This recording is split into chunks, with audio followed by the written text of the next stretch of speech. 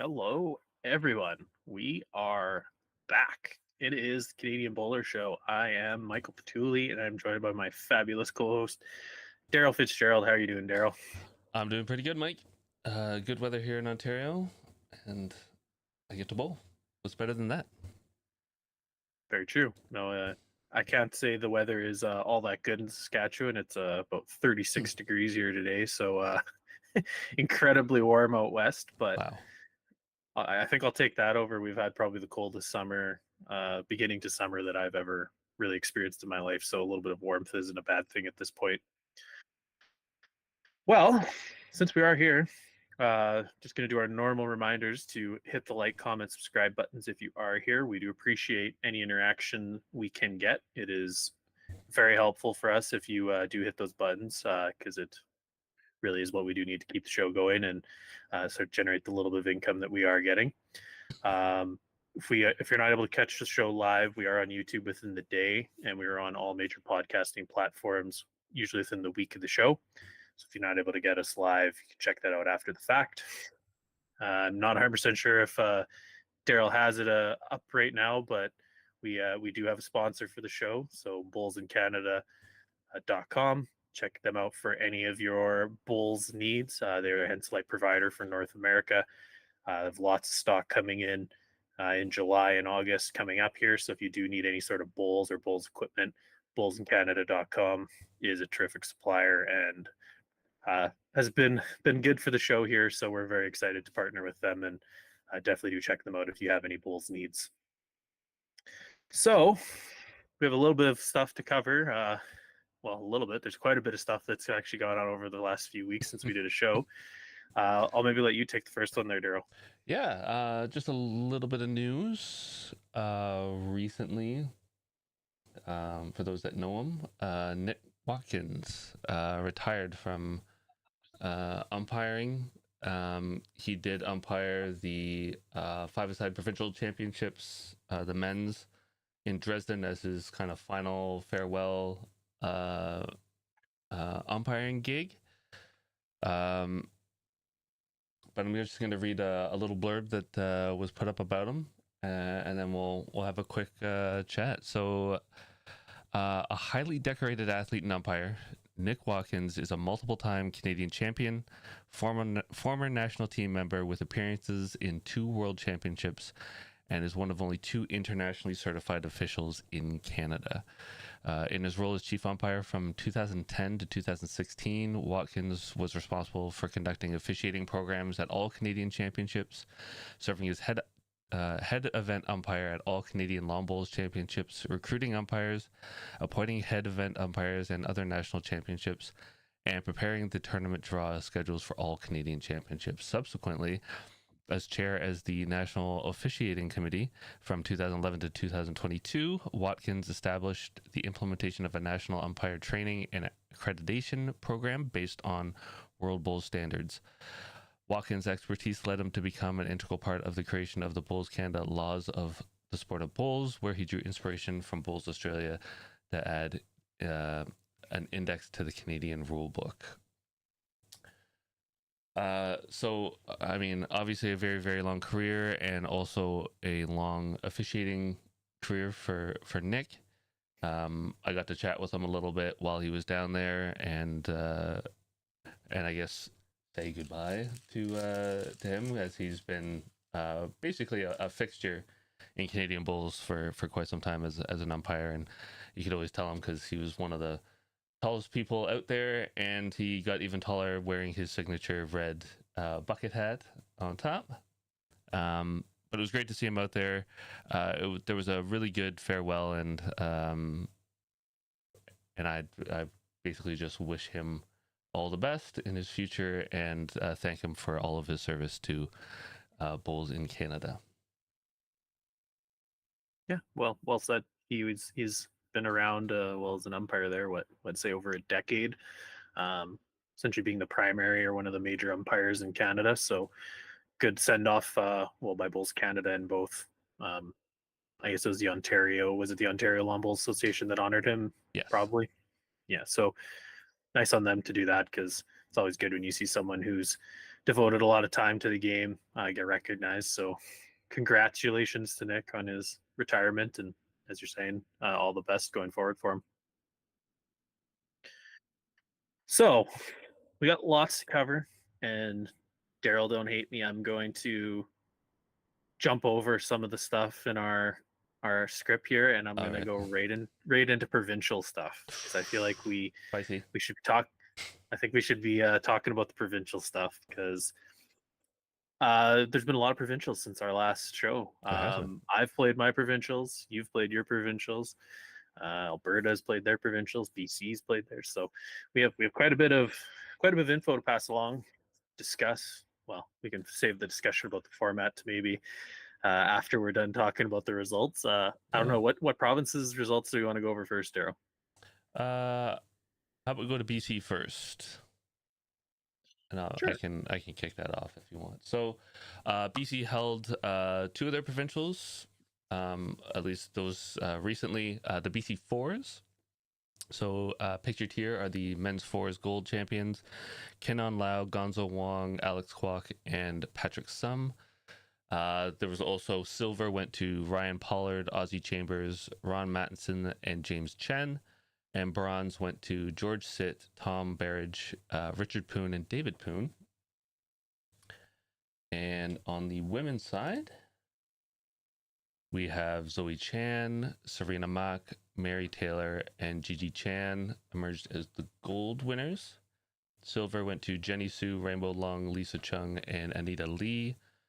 And bronze went to Marianne Gillis, Cheryl Young, Jenny Wong, and Judy Lawson.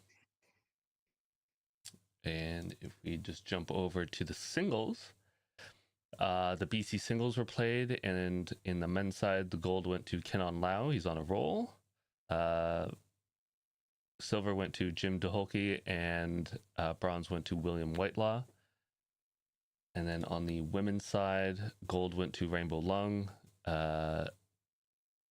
Silver went to Bobby Jean Charlton, and bronze went to Linda Robbins.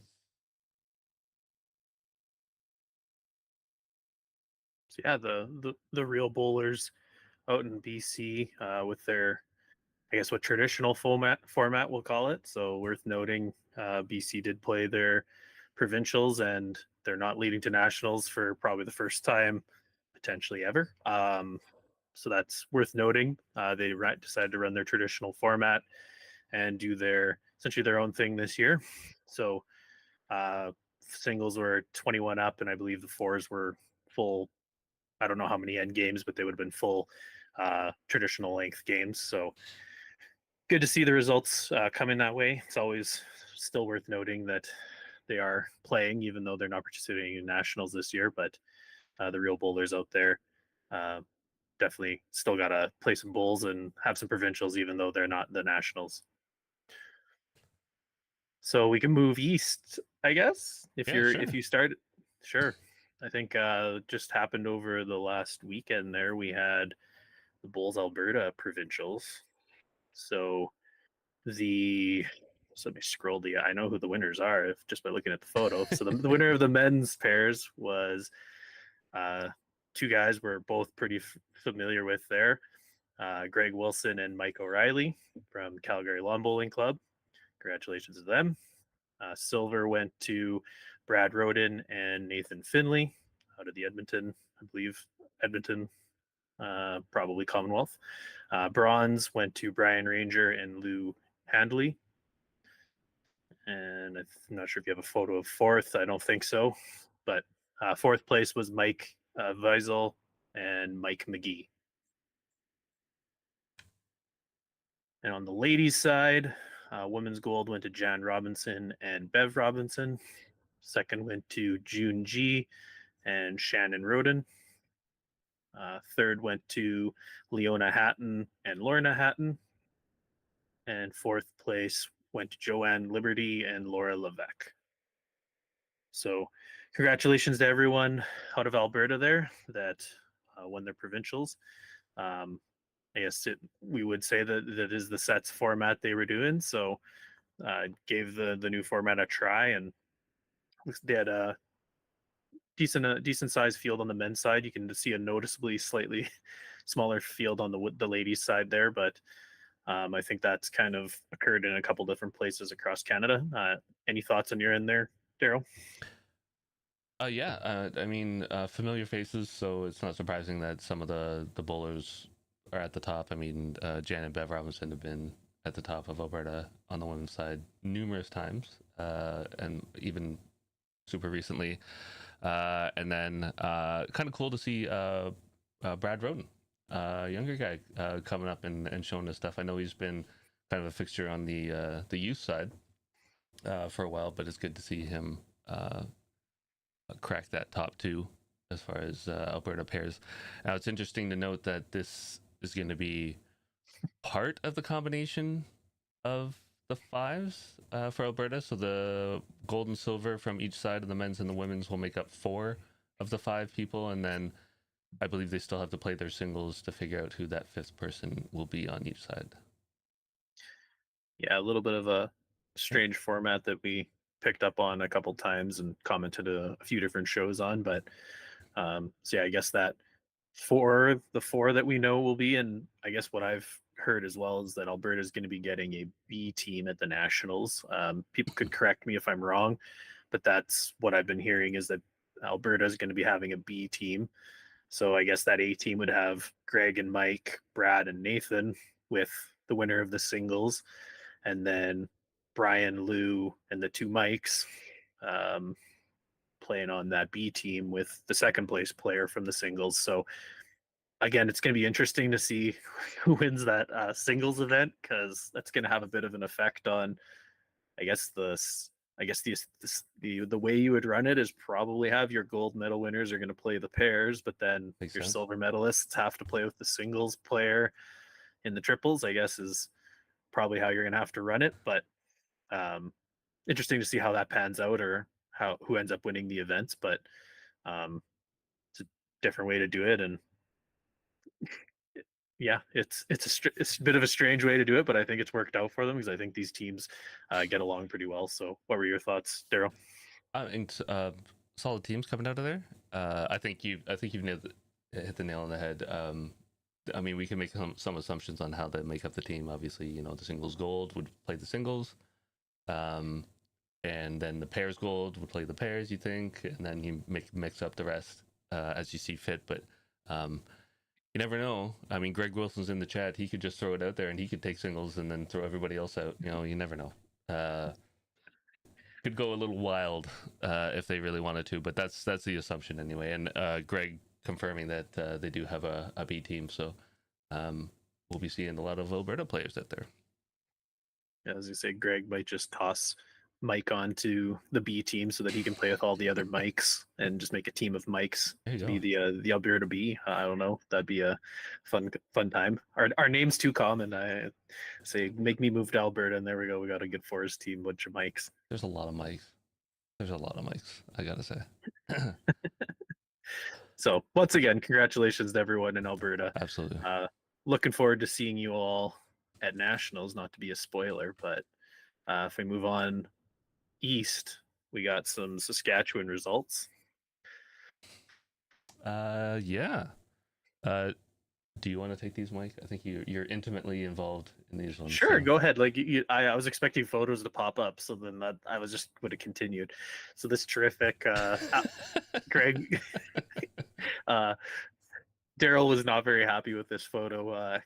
I think it's a compressed photo from an iPhone, but you can blurrily make out that the winner of the Saskatchewan men's was my brother Jonathan Patulli, myself, Michael Patulli, Carter Watson, Brandon Watson, and Alex Scott. And the silver medalists were Cam McClelland, Michael Kowalchuk, Andy Sharp, Brad Smart, and Paul Brennan. All of those guys are from Saskatoon. For our winning team, all of us are from Regina, with the exception of Alex is from Saskatoon. On the ladies' side, the winners were, if I look at this photo and name them from left to right, so we got Anita Navala, Frances Albright, Jean Roney, Heather Hanoski, and Janet Watson. I guess all of those are from Regina, with the exception of Francis. She's out of Newtown up in Saskatoon. Silver went to a team out of Saskatoon, Lori Young, Karen Giles Thyssen, Hilda Voth, Bev Coots, and Lorraine Layton. Bronze medal went to my mom, Harriet Patuli, Janice Robson, Heather Howard, Eileen McClelland, and Susan Livingstone. So congratulations to everyone there. Yeah, Saskatchewan was, well, we played ours, I think, the earliest of all of these all of these I think you results we did. brought Yeah. you. So it was a few weeks back that we um, had these events, but it was nice to get them done. We did ours over a couple of weekends. Some of them are in one weekend, obviously. So very happy to be going back to nationals. Is if we wanted to continue on moving east, we can pick on Ontario. All right. Um, Ontario five-a-side played in Dresden. Greens were so we had 2 weekends in Ontario. So we had this most recent one in Dresden, which was the top six teams competing for the spots to go to the Canadians. But before that, we had 16 teams playing off in a weekend, 2 weekends prior in Pickering to figure out who the top six were. So we had three groups, top two from each group went through to this weekend. So it was a long haul, lots of teams playing. So really a lot of competition. But five-a-side provincials, Ontario men, the gold went to what we call Team Mutter. Derek Mackay, Peter Mutter, Jurgen Fessler, Murray Benwise, and Everett Zwires. Silver went to we'll call it Team Fitzgerald for posterity for me. Darryl Fitzgerald, Mike Wagner, Owen Kirby, Jake Masterson, and Mike Bester. Another Mike. I have two Mikes on my team. So when I say good Mike, good shot Mike, I could be talking to anybody. And then bronze went to Team Gallipo, Eric Gallipo, Rob Gallipo, Martin Foxhall, Dave Llewellyn, and Rick Lyons. On the women's side, gold went to Team Johns, Kay Johns, Lan Tran, Lynn Frost, Tracy Warren, and Kathy Larking. Silver went to Team McWilliams, so Val McWilliams, Kathy Smith, Pat Kostecki, Cheryl McBain, and Pat Binney. And then bronze went to Team Trask, so Meredith B., Michelle Whitehead, Katie Shuknick, Alexis Fairs, and Diane Trask.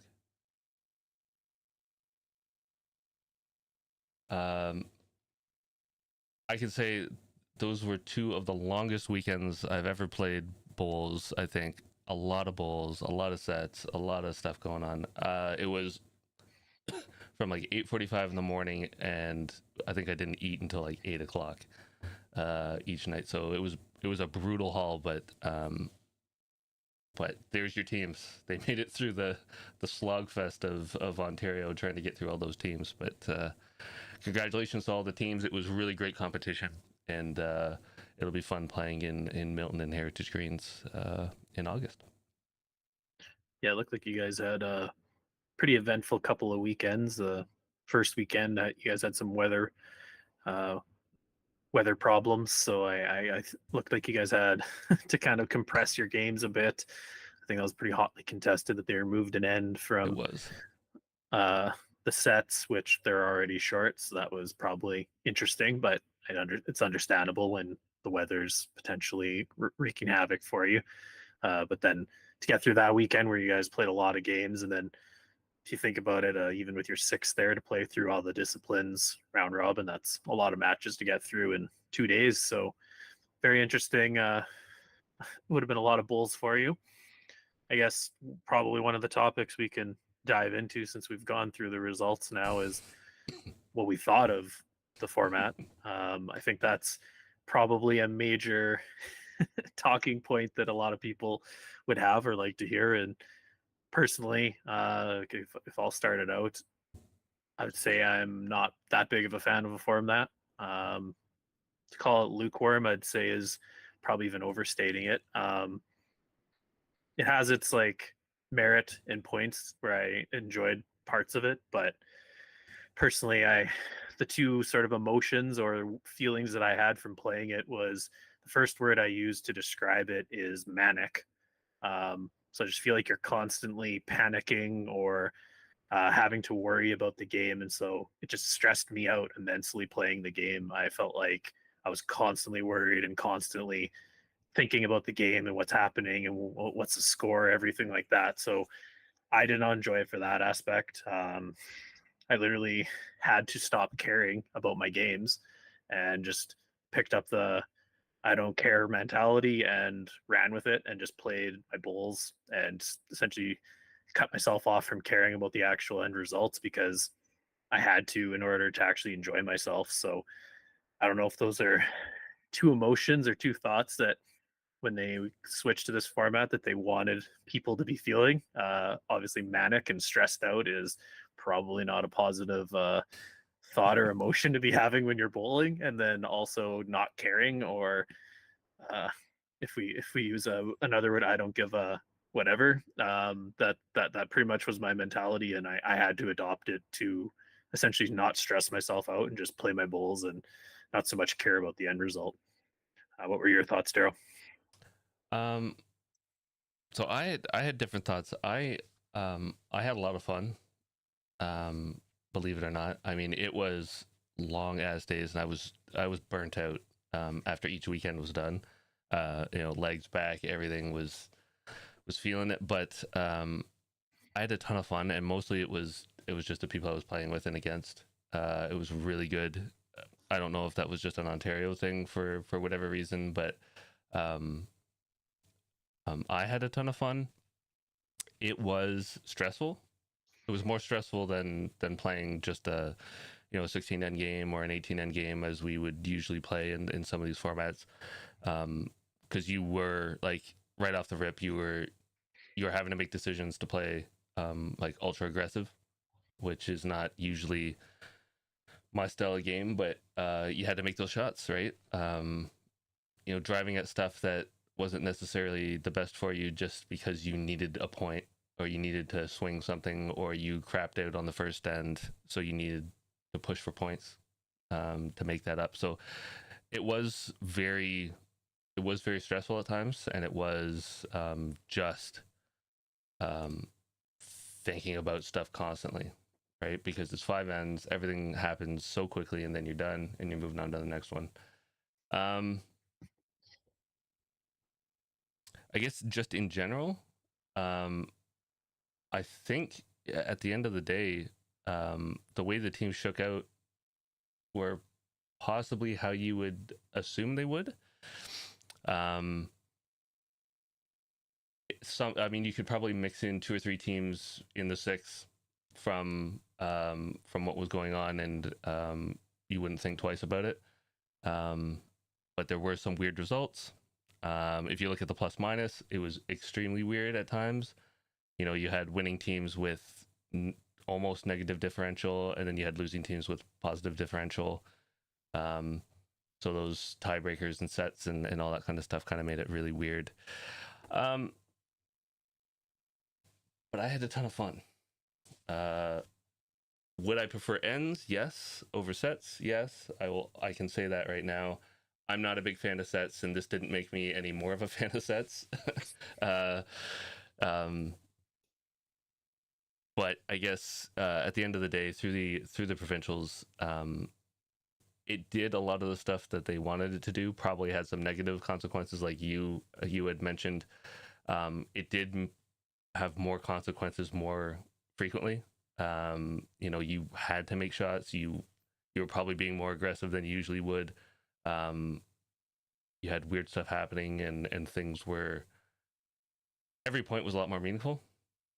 You can't go through the first three ends and say, I'm just going to give up ones and then we'll pick it up and move on from there. It was like if you take this first three ends and you give up ones, you're you're well behind, and you need to pick your pace. Um, and it shortened the games. Things were quick. I mean, Ontario, it was just a long day because we had so many teams, which is I actually thought that was really cool that we had 16 five teams. Really, really cool to see. It was a lot of players, and even a lot of young players and a lot of new players getting in there and having a taste of some heavy competition, which was really neat. But yeah, stressful. The sets played some funky stuff. I think if you go and look at Ontario stats, they posted up a lot of stats, a lot of graphs, a lot of stuff on the Ontario discussion board. You'll actually see some weird stuff when you look at like plus minus and points and who's getting what and what happened during the day. There's a lot of swings that happened, but yeah, overall I had fun. But I think there's definitely a lot of improvement, a lot of room for improvement. Yeah, I was talking with my brother, and we both kind of agreed that it's probably about the least excited we've been for attending a nationals in our day, for like the 10 or 12 nationals that I think that we've both attended now. It's the least excited we've been where the previous ones, you're playing, we'll say fours, and then you can practice and you can sort of whatever. And then this, you're playing two different disciplines, and then it's the mixture of the format and just sort of the fact that obviously when BC's not involved, it kind of makes it feel like it's not a full blown championship. And then even now, if we're starting to throw in some B teams, again, it's just going to make it a little bit weird that we're going to have maybe 5 or 6 provinces there or something like that. But in the end, it's better than not playing in my mind. That's the way I look at it. I did have fun. Like I love bowling, so I'll agree with you. I still had fun. I enjoyed the game after I stopped caring, and and it's just how it is. So you'll probably see me essentially not caring about my games when I'm at nationals this year, but that's just how I'm gonna be there instead of pulling what limited hair I have off my head. So figured it's a good strategy to pick up in my head, but one thing I wanted to touch on and sort of get your thoughts on. So you talked about Ontario had 16 fives teams for men's. I think you had 8 for your women's. Yes, I believe so. I believe it was 8. So like if you look at those numbers wise, that's a slight tick up from your previous years. Like if you looked at your fours and Mm-hmm. how your representation. So obviously was fairly well adopted, or people came out and supported in Ontario. But the thing that they're seeing across the provinces is it looks like the participation level is down for, well, Saskatchewan was significantly down. We had 2 men's team, which is probably the worst turnout I think we've had for provincial ever. Well, in my 20 years of bowling. And then the women's, we had 3 teams, which 15 is kind of on par for what our women's field is. Maybe one more team would have kind of been a normal year, but I would say the participation levels are a little bit down, and it's kind of something I've been hearing when I've spoken with people from different provinces. Is a lot of the people don't even want to participate in the provincials. Well, sometimes to do with the format, but then having to throw together 5 people to play in an event together, from what I've been told by a lot of people, is really hard to put together a team you're confident in, and then B, a team that you want to play with and that you want to sort of play in all these disciplines. So, what were your thoughts when you started to see a little bit of the participation levels across the country? I mean, similar thoughts.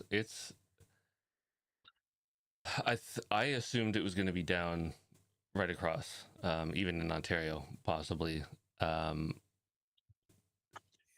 I mean, the unveiling of it, the talking of it right off the bat, all the off season, um, it was just the negative was the loudest. So I just assumed, people are getting just all this negative talk about it, uh, that they're just not even going to want to try. And I was, from my perspective, and for those that I talked to, in and around my area or in my bowling chatter circles, I was promoting it more of, give it a try. You know, don't make your decision based off of what you feel is going to be or what other people are talking about. Go ahead, give it a try. If it sucks, it sucks. I mean, we'll find out when we play, if it just absolutely is a terrible idea.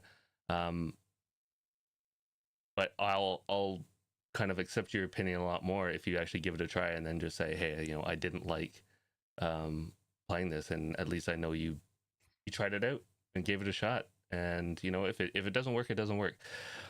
B teams suck. I don't like B teams at all. But it's just the nature of the game, and it's not the format. I mean, we had B teams before. Possibly we'll have it going forward with whatever format we go forward with. It's just unfortunate because some provinces can't field teams. Obviously, BC being out, that was just an automatic B team right off the rip. And I don't think the negative comments are going to stop. So whatever comes out of this, I just hope people really critically think about it rather than just going with the masses and saying, this really sucks. I had a lot of fun. Is it perfect? Absolutely not. Is there a lot of stuff that can be kind of taken from this and made better? Absolutely. It'll be. I think we'll get a lot more information once the Canadians are run and see what happens after that to see what it's like at that level as well, not just in the provincials. Because I mean, Ontario ran really well, lots of competition. Everything was done fairly well except for the rain delay stuff, which people complained about. But in every other province, it was down. So does that mean we need to rethink it because participation is down across all the other provinces? I don't know. It's going to be. I think the surveys coming out of this. Hopefully, there's a really good survey to put your thoughts down and they can compile it, and whoever's lucky enough to get to look at the competition structure for next year, they'll have their work cut out for them in trying to figure out exactly what's the right path to take going forward. Yeah, no, like you're making a valid point, and the only reason I mostly bring it up is because I obviously come from the opposite side of the spectrum, where Yeah. your province really adopted it and mine hated it. It essentially would be Yeah. the term I'd use. So I think next year there's going to have to be a pretty significant change, Saskatchewan wise, in order for it to be plausible or feasible going forward, because our players just didn't want to play it, didn't want to even come out and give it a shot. And I've spoken with lots of players around here, and a lot of them just essentially boycotted even joining their clubs or playing anything altogether because they were just not a fan of it at all. So I agree with what you're saying about the surveys. I think that's going to be a key part, and they have already formed a committee, Bulls Canada, to review this structure and obviously make changes or adjustments depending on what these surveys bring up. So your province or Bulls Canada, you'll be able to give your feedback to them, and obviously take those surveys, make your voice known, because it's going to be important if you do want some changes to occur, because there's really no other way to sort of spearhead it. And it's really hard to gauge across the country because we packed it full with players, had to do 2 weekends just to get right down to the final. You guys struggled with 2 teams doing a best of 3. Alberta's doing pairs and singles, so everybody's doing it a little different. So it's strange in that way that there's no consistency in how these things are actually panning out. But everybody that's going will get to play a certain format at the nationals, all the same kind of stuff. So it'll be interesting to see what they think of that versus what their provinces may have done and compare it that way. So there'll be a lot of cool stuff coming out of that. I just wanted to shout out Pierre Vanderhout. He can confirm that Ontario felt far more manic and stressful than a typical playdown.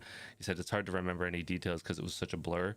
And that's a fair statement because you were just going game to game and you played a ton of games. So to really pick out the nuances was very, very difficult. And then Cam Lafrane, senior nationals last year, only had 7 teams for men's. They couldn't even fill it with B teams. So I mean, I think that's a fair point. That I mean, no matter what we've put out, we always struggle to really fill and get a complete national. It's always a tough thing where some years it's really good and sometimes it's location.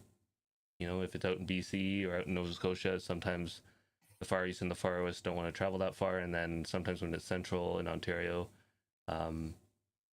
you get a lot of people just because it's central, but um, there's a lot of factors that go into why there's either a spike. Like nationals are in Ontario, so maybe we got a whole bunch more entries just because it is so local.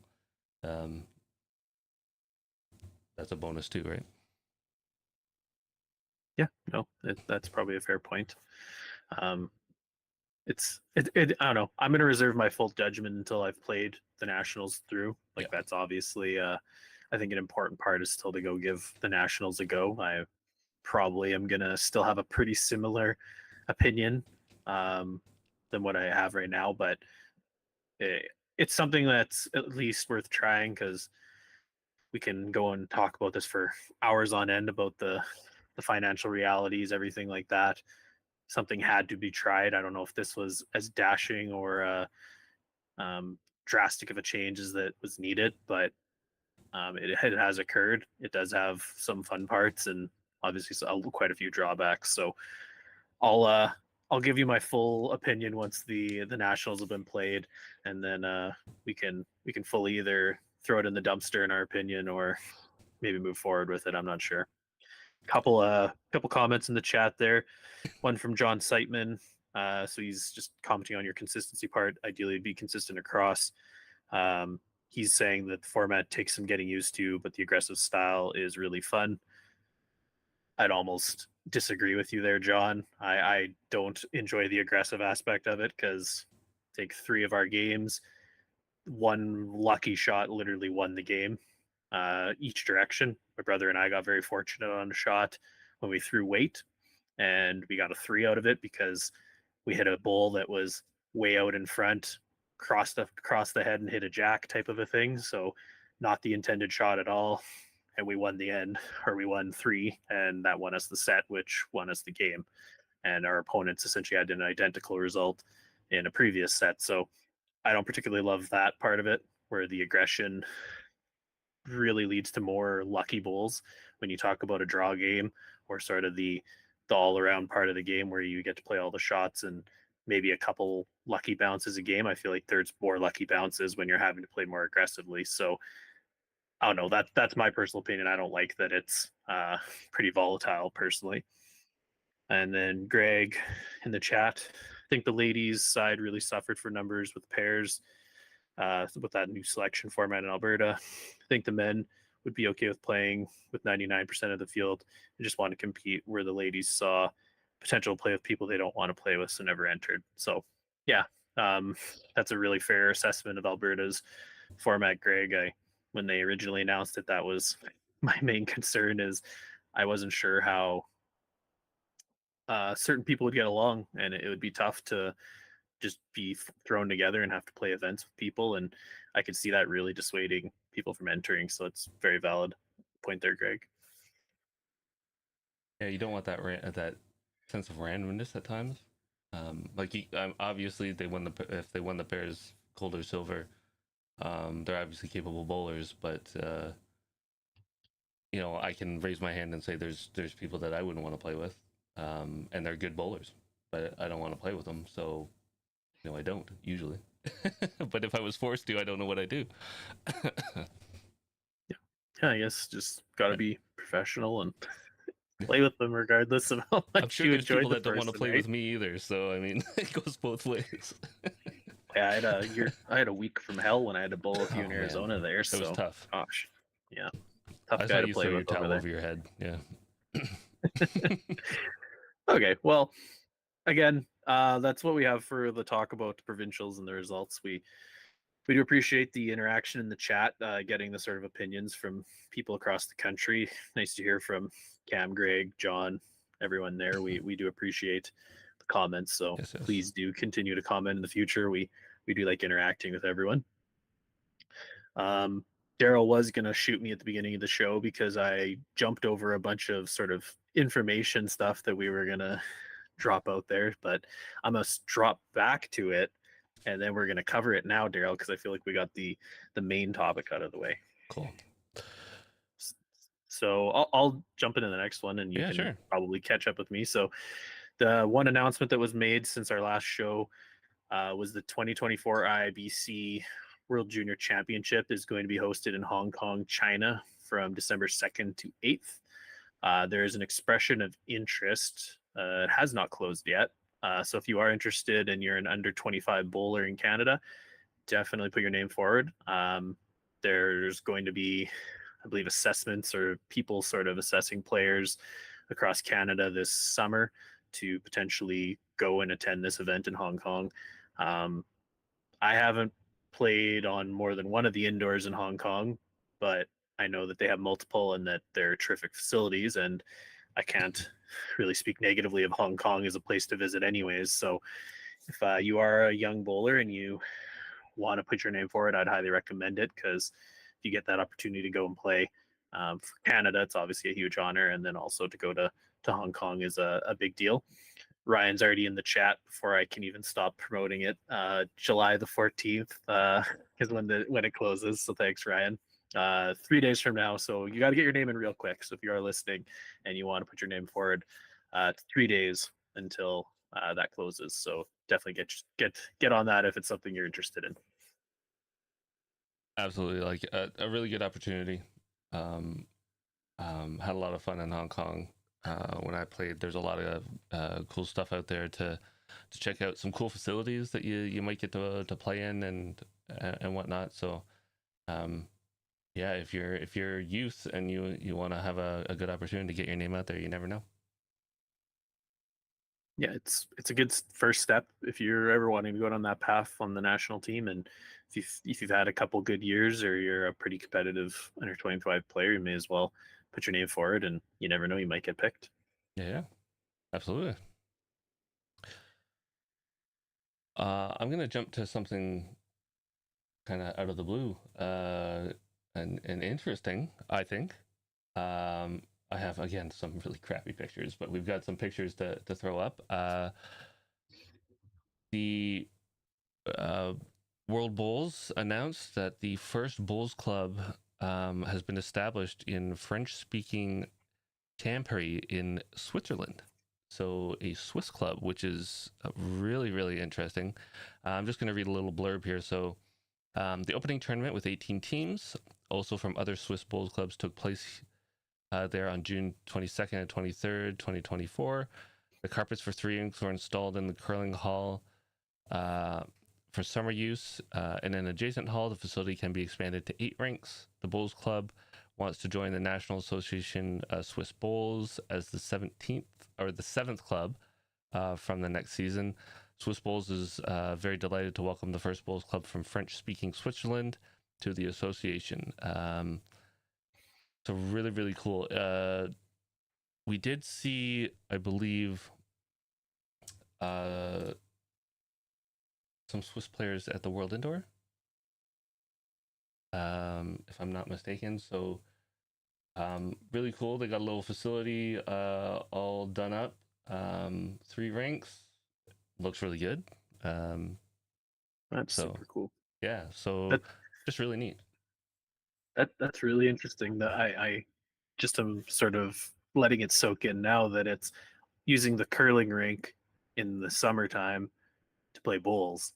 Yeah. And so obviously that's pretty relatable here because we got lots of curling rinks. So I'm not sure if that's ever been attempted in Canada, but that's a very interesting usage of the space. And sort of the pictures you're showing there, it actually 3 carpets. Essentially, if you're able to get 3 rinks in there, that's probably an applicable or decent enough size facility to sort of house a smaller club. So that's awesome. It's cool to see, and especially if it's in the sort of the French speaking region of uh, Switzerland. That's very cool.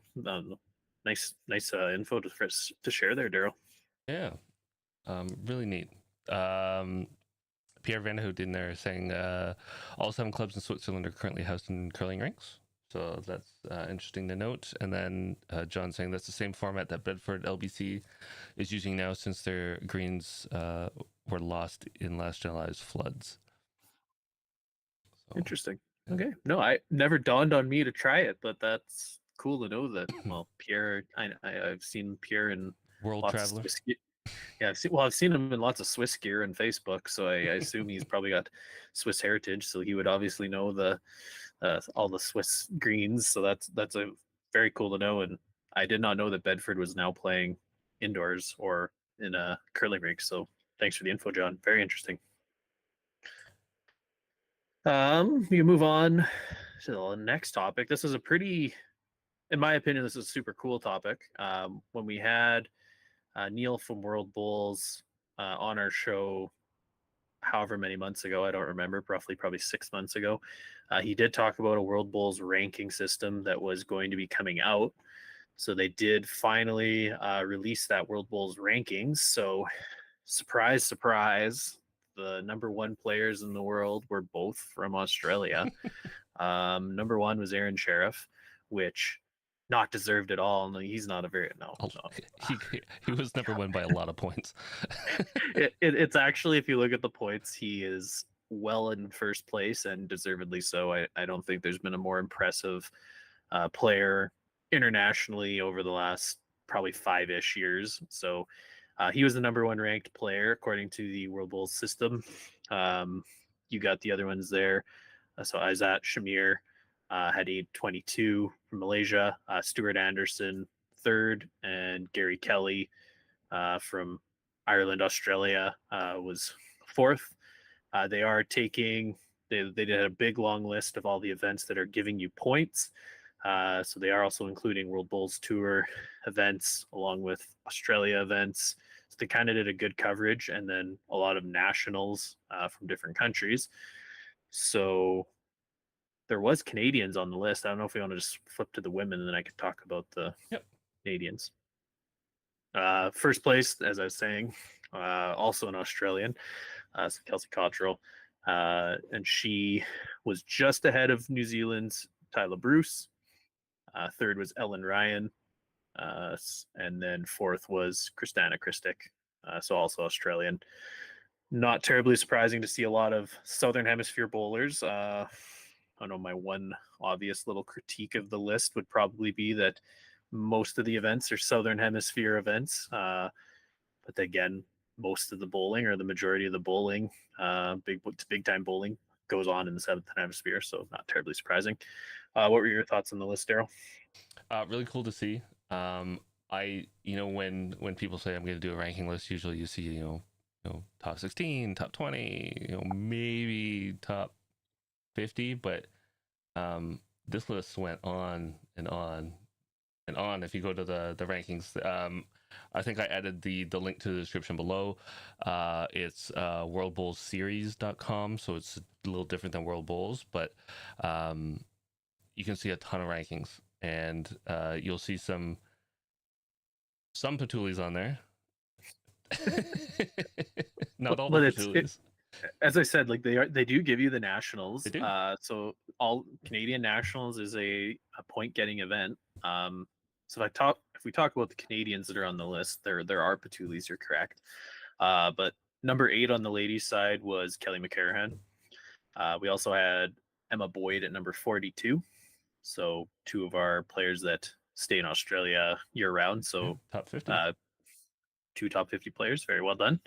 On the men's side, not surprising to see Ryan Bester on the list at number 15. I was a little surprised that he was as far as he was down, but I guess he won the gold, so he's got to be there. And then I think it's just some of the other events and sort of his schedule. He obviously, I don't think, plays quite as much in some of the other events as some of the guys are ranking above him. Yeah. Also in the top 50 was Pat Bird, so number 39.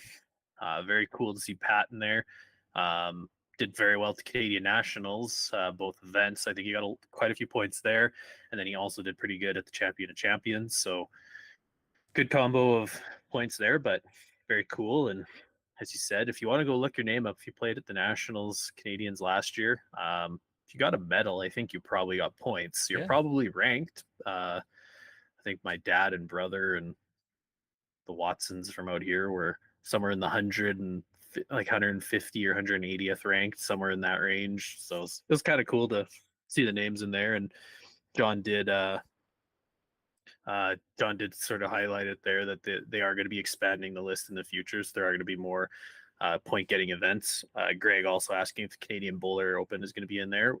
We are going to go through the process to get it on there. So you may ask that kind of sarcastically, Greg, but we are fully going to go through the process to get the Canadian Bowler Open on there. We have kind of more than just kicked tires on it, and we know sort of the process that's involved, and a lot of it's to do with entries and things like that, and you have to sort of provide info to World Bowls to get on the list, and we're gonna go through it. We think it'll be fun thing to sort of add on to our event to get that in there.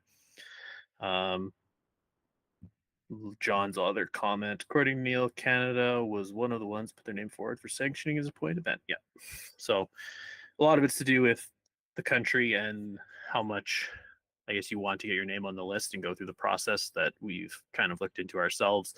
I think notable absences from the list, like the US Open, so maybe Bulls USA should probably take the steps to get something like that on there. But it is cool. It's very cool, and I'm excited to see it expand and sort of add in additional events and sort of give that kind of second level bowling that's maybe in other countries, maybe not the World Bowls types of things, still have meaning, and sort of let people make a name for themselves on a ranking list wise. And maybe it can help national teams sort of select their players a bit too, where they'll see that this person's consistently played in all these events and they have a decent world ranking. Let's maybe give them a try type of thing. Absolutely, really neat list. Really cool initiative. It'll be interesting to see it evolve over time and what events get on there. And now that people see points, maybe they're thinking, oh, I can enter a couple more things and go from 15 to 10 or 10 to 5 or something. Who can I overtake? It's a little competition too. Maybe unseat the world #1 ranked bowler, which is kind of neat. Never had that before, so. Just wanted to, Greg Wilson down there, going to be the most competitive event in Canada alongside WOBA. Totally deserved. We hope so. We think so. On that topic, Ryan Stadnick's in the chat as well, but just wanted to give a quick shout out to WOBA. It's coming up in July. For those of you that are still looking for something to do, there is possibility that they're looking for some spares, looking for some extra bodies. So, if you're in the Toronto, Kitchener-Waterloo area and you want to bowl for some a competitive 3 days on some good greens, go to wobaweek.com and check it out and get in contact with Ryan Stadnick. He's looking for some people to fill some spots just on some teams, so check that out. Yes, if you've never gone to WOBA, someone who is not from Ontario, I can confirm for you it is probably one of your best weeks of bowls. Well, no, I'd say it is the best week of bowls you can get in all of Canada. When you factor in the other events that are before WOBA and after WOBA, you're not going to go wrong. And the greens in Ontario are pretty darn good, especially at Kitchener or Heritage. So definitely, I would recommend, if you want to check it out, definitely get your name in there. I don't know if they're still accepting names for this year. I doubt it, but for next year maybe. And as Darryl said, if you're around, you can definitely spare. So enjoy WOBA, everyone. I'm very sad I can't make it, but that's what happens when you have the reality of holiday time. So you did kind of mention it, Darryl, but the Canadian Bowler Open is also happening. So our event is still going forward, late August, early September there. So we do have, I believe our singles is full again, correct, Darryl? We may have a spot still, actually. So okay, we've had quite a few ebbs. Yeah, we've quite a few drops, ups and downs with the singles. We're very close to full, so if you want to get in the singles, I'd advise you to get your name in soon. Either get on the waiting list or get the last spot. We also do have pairs. We still have a few entries left in the pairs. It's somewhere in the range of like 5 or 6, I believe. But definitely do check out our website, Canadian. Is it CanadianBowler.ca, Darryl? Yes. Thank you. You always confuse me. You always confuse me because you used to have the domain.com and then you lost it. That's so true. that's on you. That's on you, me. Darryl. Yeah. So yeah, CanadianBowler.ca to check it out. We do have lots of info up on there, both about accommodations, tournament itself. We do have a full event, so it's going to be a pretty big prize pool, over $10,000. We have lots of good sponsorships in place. Phoenix Phoenix Championship of Bowls is sponsoring our players of the tournament on the men and women's side. We got these wonderful championship belts you can see behind me. If you win the tag team belts, that's number 1 and number 2 back there. You can win those bad boys. Also got another one across the room that's for the singles championship. So definitely do check out the website if you are wanting to add to your bowls calendar. Maybe you lost out in your provincials and you need something to do. Come check out Calgary. Best greens in Canada is what I've been told, and videos I've seen seem to confirm it for me. So I'm very excited to get to Calgary and try those greens out and bring a fun new event to the people. We did, since the last show announced, we now have our Canadian Bowler open shirts available for purchase. Those fantastic ones you're seeing there. So if you do want to purchase one, we are able to get them anywhere in Canada. So if you are not coming to the Canadian Bowler Open, I am going to Nationals in August, so I could bring a whole suitcase full of Canadian Bowler Open shirts if you want them. So definitely send us an email, let us know, Canadian Lawn Bowler at gmail.com. We would be able to facilitate. I've already sent off some orders to people from across Canada. We're willing to ship anywhere in Canada. Um, we're excited to get these shirts out. We were pretty happy with our design. We want to do kind of something unique or different, and felt like we were able to accomplish that with the shirts. And we do hope that some people can support us and buying those shirts. It's going back into the tournament, back into the show. So Yeah. we're excited to offer those shirts, and they are pretty awesome. I've worn them myself. I should have worn one. Yeah. It's a missed opportunity. I really could have worn one on the show and shown people they're terrific shirts. So definitely check out our website. Send us messages if you are interested in the shirts. We can pretty much get them anywhere in Canada at a pretty reasonable price. Yeah. Okay. I guess that's all we had on the docket. Is there anything else you wanted to cover, Darryl? No, Ryan Stanek just throwing out that WOBA does have a Calcutta. For those of you that don't know what that is, basically every team in the event for WOBA is up for bid. So you can bid on your team. If you win that bid, that money goes into a pot, and then if your team wins, you win the pot. So if I have a team entered and someone bids, probably $5 on me, and I happen to win, they win the whole pot. So it's a really cool event. Really kind of gets things kicked off for WOBA. And Ryan says there's online bidding, so just keep your eyes on wobaweek.com and on Facebook. WOBA is on Facebook, so check out their page, and you'll be able to see all the information on that. So really cool, really fun way to kick off WOBA. You buy the team that you think is going to win, so you can hedge your bets on either you winning and winning the prize money, or your favorite team winning and you getting a nice little prize pot at the end.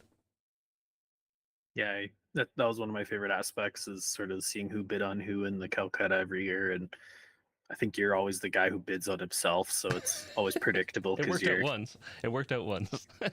yeah. But, no, it's funny. Definitely, if you've got online bidding, I might have to be the digital bidder from Saskatchewan and mess with some people and bid them up or something like that. It'll be great. Then just tell Darryl that the Canadian Bowler pays for it if I get it dropped on me, if I something like that. So Ryan saying it was 1,300 last year, so not too bad. all right, well, I guess we can kind of wrap it up there. Thanks everyone for joining us, and thanks for all the interaction in the chat. Obviously, there's going to be more provincial news coming up. Darryl's already flashing across the screen. Please do hit those like, comment, subscribe buttons. We really do appreciate it. All the times you hit those buttons, all those times you interact with us, immensely helps us and just allows us to keep pushing this forward.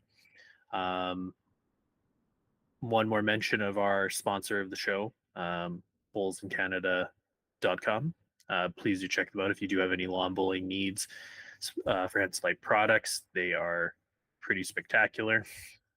Darryl was pointing at something, and I'm not sure what. Oh, he's pointing at the Put it logo. both in Canada.